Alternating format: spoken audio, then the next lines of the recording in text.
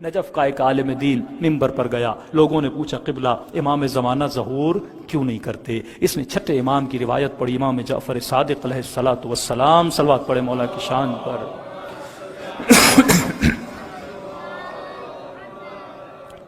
روایت پڑھی مولا کی، امام فرماتے جب کوئی یہ پوچھے کہ میرا ظہور کیوں نہیں ہوتا، چھٹے امام فرماتے جب کوئی پوچھے 12ویں کا ظہور کیوں نہیں ہوتا تو اسے کہنا تمہارے عمل کی وجہ سے۔ کس وجہ سے؟ عمل کی وجہ سے۔ ظہور دو طرح کے، ایک ظہور عام ہے جنرل ظہور، ایک ظہور خاص ہے اسپیسیفک آپ کے لیے، یعنی اگر میں 40 دن 40 شب بدھ ایسا عمل کروں تو امام زمانہ کو دیکھ سکتا ہوں۔ یہ ظہور خاص ہے کہ امام خود کو میرے لیے ظاہر کرے۔ ایک تو ظہور جب ہوگا مومن دیکھے گا، منافق دیکھے گا، ہر کوئی دیکھے گا، لیکن امام کو اگر خصوصی طور پہ دیکھنا ہے تو کچھ ایسی ٹریننگز کرنی ہوں گی، اپنے وجود کو تیار کرنا ہوگا، پھر امام کی زیارت ہوتی ہے۔ تو شاید اس روایت اور حدیث میں یہ ہو کہ اگر کوئی امام کو نہیں دیکھ پا رہا، ایک تو جنرل ظہور ہوگا جو ہر کوئی دیکھے گا، لیکن اگر میں امام کو نہیں دیکھ پا رہا، 70 سال میری زندگی گزر گئی، ایک مرتبہ مجھے کسی معصوم کی زیارت نصیب نہیں ہوئی، کیوں؟ کیونکہ تمہارا عمل ایسا تھا۔ مولانا نے مجلس پڑھی اور لوگوں کو کہا، مسجد کا مؤذن اٹھ کے کھڑا ہو گیا، مولانا کیا کہہ رہے ہو؟ ہم بلائیں، ہم فیس دیں، ہم ایز اے ریزیڈنٹ عالم رکھیں، اور ہم پر یہ الزام کہ امام نہیں آ رہا ہے، کس کی وجہ سے؟ ہمارے عمل کی وجہ سے۔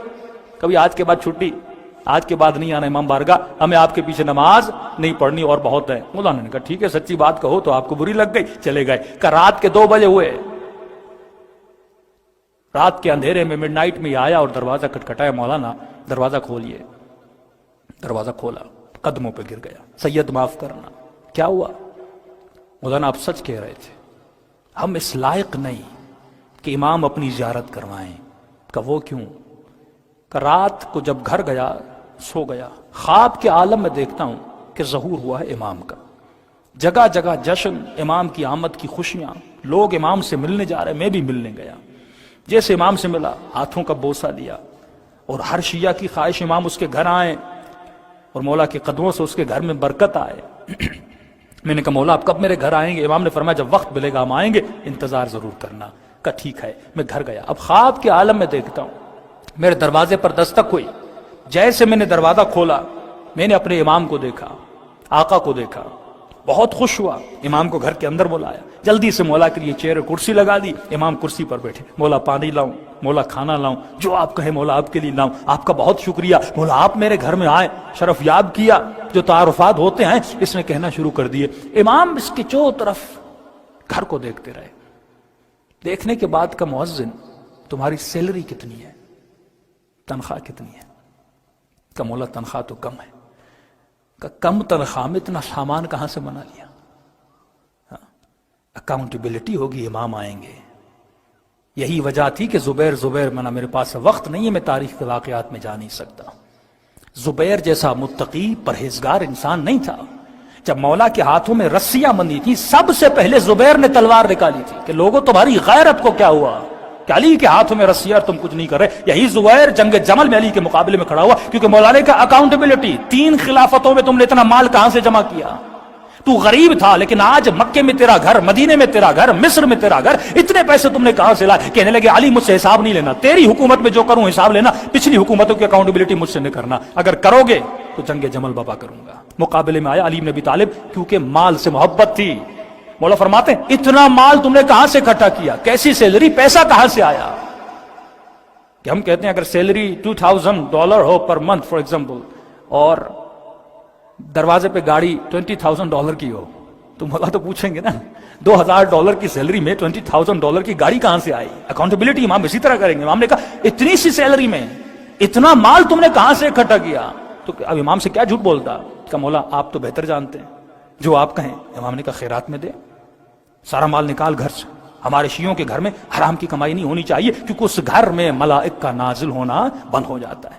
دیا۔ میں نے کہا مال کیا؟ مولا جان قربان۔ کہا تھوڑی دیر کے بعد میری بیوی، میری وائف گھر میں آئی۔ امام نے جیسے میری بیوی کو دیکھا کہ مؤذن اپنی بیوی کو طلاق دے۔ مولا 17 سال 17 ایئرز کا ساتھ ہے، میرے بچوں کی ماں ہے، کہ کیوں طلاق دوں؟ کس لیے طلاق دوں؟ کہ جب یہ تیری بیوی پیدا ہوئی تھی، اس کا گھر تیرے گھر کے ساتھ تھا، اس کی ماں کا دودھ خشک ہو چکا تھا، اس نے تمہاری ماں کا دودھ پیا تھا. کس کا دودھ پیا تھا؟ تمہاری ماں کا دودھ پیا تھا. لہٰذا یہ تمہاری کیا بنی؟ رضائی بہن. بڑی ہوئی، گھر دور ہو گئے، پتا نہیں تھا، شادی ہو گئی. جب تک علم نہیں تھا رشتہ حلال تھا. اب کیونکہ میں بتا رہا ہوں رشتہ حرام ہے، جلدی سے اس کو طلاق دے. کہتا ہے پریشان ہوا. میں نے کہا ٹھیک ہے مولا، بیوی بھی قربان ہے. کہ تھوڑی دیر گزری، میرے 19 سال کا جوان ینگ بیٹا گھر میں داخل ہوا. امام نے کہا مؤذن کہ اپنے بچوں کی ایسی تربیت نہیں کی جیسی اکبر جیسی تربیت کرنی تھی، ایسی تربیت نہیں کی. کہ مولا اب کیا ہوا؟ کہ تیرا بیٹا ابھی ابھی شراب پی کر آیا ہے، ڈرنک کر کے آیا ہے، ابھی ابھی الیاذ باللہ زنا کا گناہ کر کے آیا ہے، لہٰذا میں اس پہ حد شرعی جاری کروں گا. کہتا ہے سامان کو امام کے کہنے پہ دے دیا، بیوی کو امام کے کہنے پہ طلاق دے دی، لیکن بیٹے ہر کسی کو پیارے ہوتے ہیں، بیٹا کوئی قربان نہیں کر سکتا. میں غصے میں کھڑا ہو گیا. میں نے کہا کبھی کہتے ہو سامان دو، کبھی کہتے ہو بیوی کو طلاق دو، ابھی میرے بیٹے کو سزا دینے والے ہو. میں نے کہا آپ امام تو دور، آپ تو مجھے سید بھی نہیں لگتے. اتنا کہنا تھا. امام کی آنکھوں سے آنسو جاری ہوئے. فرمائے مؤذن یہ خواب ہے، جب تو مجھ پہ اپنا بیٹا قربان نہیں کر سکتا تو تجھے کہنے کا حق نہیں ہے تو میرا چاہنے والا ہے. صلوات پڑھے محمد و آل محمد.